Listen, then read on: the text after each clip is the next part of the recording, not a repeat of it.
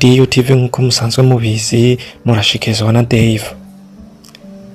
Nkaba nkwibutsa nimba ari ryambere uje kwicano gukanda subscribe, gufungura inzogera kugira ubashe kubana natwe mu biganiro tuzoza turabashikiriza hano.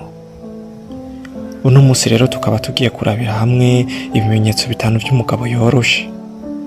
Aha ndavuga wa mugabo atabugabo murimo canke atabushobozi yifisemo muri we. Bakobwa nimwe nabikoreye muntega amatwi kugira ntimuze muje ku bagabo batarabagabo ba nyabo.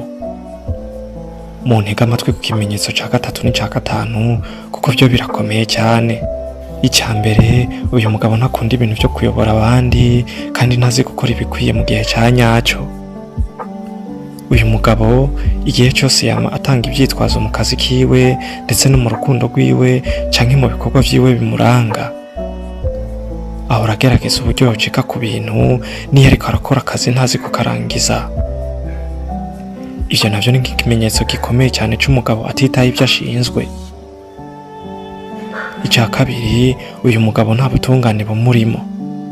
Kenshi na kenshi usanga atashize amasezerano yiwe kandi umuntu adashobora gukurikiza ivyo yiyemereye we ubwe. Ndakubwira we mukobwa unkurikiye uwo mugabo ntuzomwiteze kuko nta ntumbero yo ku mutima afise.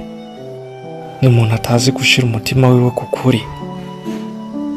Icya gatatu, uzosanga n'umugabo atwarwa n'ubwoba. Yego buri muntu afise ubwoba karemano, ariko uno mugabo we igihe cyose arareka ubwoba bukamuganza.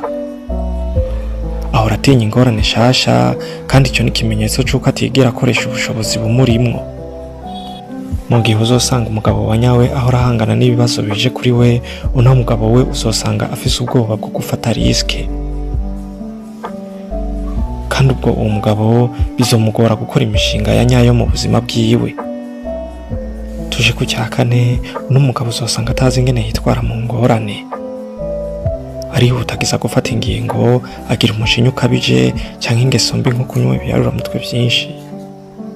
Reka tuje ku ca gatanu ari naco ca nyuma, uyu mugabo ntiyigera aha agaciro abandi igihe cyose yama yiyemera.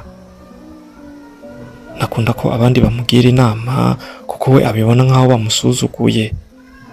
Aho ni mu gihe umugabo wa nyawe yemera guca bugufi bakamugira inama kuko we arasobanukiwe ko atawigira. Nuko nkabandangije shimira mwebwe mwafasha akanya ko kunkurikirana. Mwari kumwe na Dave uwikunze. Nimba nawe ufise ico ushikiriza canke wokongera ko kuri bimvuze, andika ngaho muri commentaire. Murakoze cyane, mukomeze kumera neza.